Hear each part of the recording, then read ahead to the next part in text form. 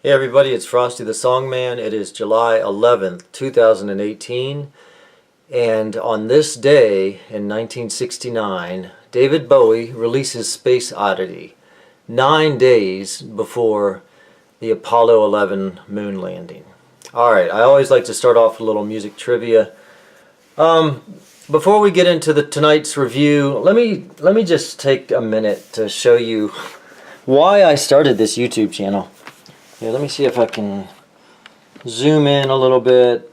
Alright, AT&T reminds you. Alright, whatever. Look, alright, so this is typical Spotify radio. It's asking me to create a new station, and this is what it's recommended for me. Drake. Like, I mean, what the hell? That music probably sucks. XXX Temptation. I mean, what is that? I'm sure that's great stuff, really. Post Malone. Look at this guy. I'm not even getting him on the camera there. I bet he's really deep. He's got a lot to teach me. Cardi B. I mean, what the hell? Cardi B. I'm sure that's really, really good stuff. My ass. Juice WRLD. This is so popular these days. They don't spell names right. I guess they think it's cool or clever. Juice WRLD. Look at that guy. Yeah, that's going to be some great stuff. That's going to be better than Zeppelin. Khalid. Okay. No. How about no? Nicki Minaj. Her stuff probably sucks. Offset. I mean, again, all this stuff probably sucks bad, really bad. So, I mean, let me zoom out. But I mean, this is all the music that Spotify and these people, Billboard and Rolling Stone, all these people are marketing to young people, and all the music probably sucks. It's just bad for your soul, rots your brain. Bad themes, bad morals, just terrible music in general. So tonight, let's do something totally different than that stuff. I'm going to review the album An Introduction to Bert Jansch. This video is really about Bert Jansch in general, his music. This is just a good CD to find out about him, get into his music. But tonight is not necessarily going to be a video on a particular album, per se.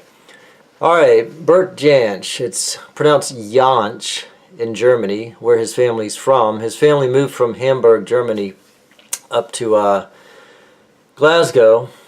And, yeah, but they say Jansch, I guess, in Scotland. And even he himself says Jansch. But in Germany, it's a German name, Jansch. And, he's a Scottish folk musician, founding member of the band Pentangle. I'm going to read a little bit here just to give you guys some of my notes. He was born in 1943. He died in 2011. Born in Glasgow, and he moved to London in the 1960s, where he got popular playing in British folk clubs and kind of got into that scene, that really cool folk scene that Dylan was into, and Donovan and all these early people. Between 1963 and 1965, Bert Jansch traveled around Europe, lived off busking, recorded at least 25 albums. He toured extensively. His music influenced people such as Al Stewart, Paul Simon, Johnny Marr, Elton John, Jimmy Page, Nick Drake, Donovan, Neil Young, and Fleet Foxes. Like I say, Bert's parents were originally from Hamburg, Germany, and they settled in Scotland during the Victorian era. Bert's father was a private in the army at the time Bert was born, and was also a coal miner and a worker in other low-paying jobs. Bert's mother was a house-cleaning maid. And shortly after Bert was born, they moved to Edinburgh. His teacher brought a guitar into the class when he was 7 years old, and he was just mesmerized after that. After that, he became obsessed with guitars, their shapes and their different sounds, different qualities. He kind of reminded me of George Harrison, because George Harrison was just totally into guitars, obsessed with them. On his notebooks, he would just draw guitars all the time and think about guitars all the time. Jansh was an enigmatic loner. He was prone to drinking, kind of a darker, sullen loner type guy. Jansh once said, "The only three people I've ever copied were Big Bill Broonzy, I think that's an old blues guy, Davy Graham, and Archie Fisher." So those were some of his big three influences. Jansh's song Black Waterside was recorded by Led Zeppelin on their first album and given the name Black Mountainside. And Jimmy Page was absolutely obsessed with Bert Jansch. He loved his first album, which was released in 1965. But yeah, Jimmy Page was a big fan and saw him in those early years live. Bert died on October 5th, 2011, the age of 67, after a long bout with lung cancer. And strangely, his wife died later that same year, 2011, also of cancer. Different type of cancer. Alright, everybody cool in the early 60s in England knew about Bert Jansch. His music featured unusual chord voicings, lots of finger picking and bending of upper strings in a distonal way with lower chordal notes going on. I like to add a lot of ninths or 11ths to chords for you music people out there. Also experimented in different time signatures. You know, he could play in 5/4 or 7/4 or 7/8. That's kind of when the, you know, most meters in 4/4 or 3/4, like 1 2 3 1 2 3, or 1 2 3 4. So 7/8, something like 7/8 is kind of strange to some ears, like 1 2 3 4 5 6 7 1 2 3 4 5 6 7 1 2 3 4 5 6 7 1 2 3 4 5 6, that sort of thing, an uneven beat. He liked to use that effect. He played mainly acoustic guitar, but he also played banjo, dulcimer, recorder, and concertina. On rare occasions, he played electric guitar. Bert's first guitar was a homemade guitar from a kit. And a quote about Bert, Neil Young said, "Bert Jansch was to acoustic guitar what Jimi Hendrix was to electric guitar." So those are some of my notes on Bert. Again, I'm going to be playing some songs from Introduction to Bert Jansch. This first song is called Running From Home.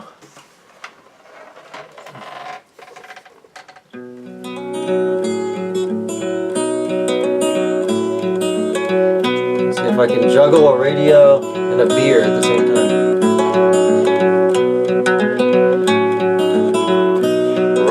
Running from home, breaking ties that you'd grown, catching dreams from the clouds. Very distinctive, mellow voice, Scottish accent. The city sounds burn your soul, turn your head to the cries of loneliness in the night. I like that song a lot. Here is Black Waterside. This is the song that Led Zeppelin recorded for their first album, which I think was 1968. Actually, that's not it. This is Lucky 13. So a lot of finger picking, bendy notes, kind of dark melodies. That's a good tune too. But this is what I was talking about, Black Waterside.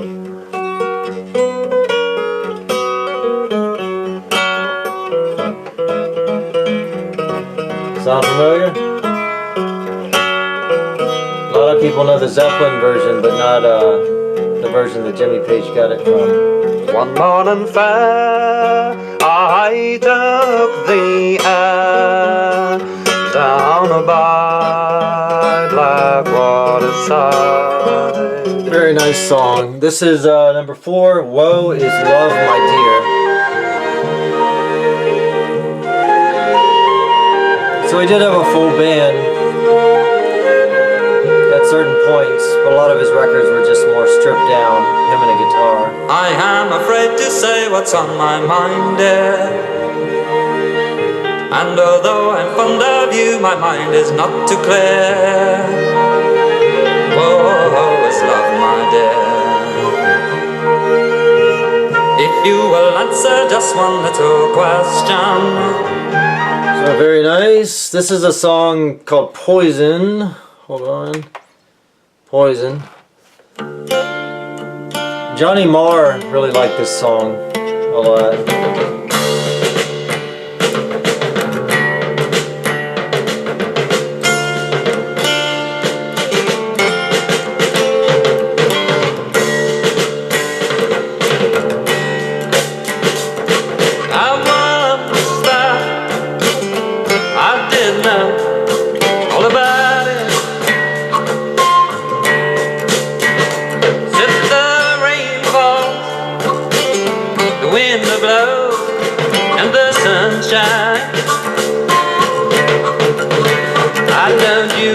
Your prayer is it running out? How about this? So kind of angular melodies, very interesting, introspective, kind of dark stuff, soul-searching music, nice rich vocals, mysterious vocals. For the January man, he walks the road in woolen coat and boots of leather. This is called the January Man. The February man still shakes the snow from off his hair and blows his hands. The man of March, he sees the spring and wonders what the year will bring, and those for meadow. Alright, so those are some of my favorite songs off this album. So yeah, let me wrap up an introduction to Bert Jansch. If you want to start with other albums, feel free. This is just a good, like it says, introduction. But yeah, really interesting guy. I like to listen to him when I'm in a certain mood. I don't put it on a lot, but when I'm feeling... He reminds me a lot of Nick Drake, actually. It's very... yeah, kind of dark, acoustic, English, folky stuff that kind of sad and introspective, yearning, you know, I don't know the words to describe it, but Nick Drake and Bert Jansch are really similar to me. So if you like Nick Drake, it's probably a really good chance you'll like Bert Jansch. So yeah, go out and get it. It's if you like this type of kind of dark English folk from the 60s, 70s, Fairport Convention, if you like them. Trying to think of some others. Yeah, check it out. I recommend it. I discovered this guy kind of later in life. I didn't know him when I was in high school or college, but I'm glad I discovered him. Alright, see you guys later with a new review. I'll do another one tomorrow.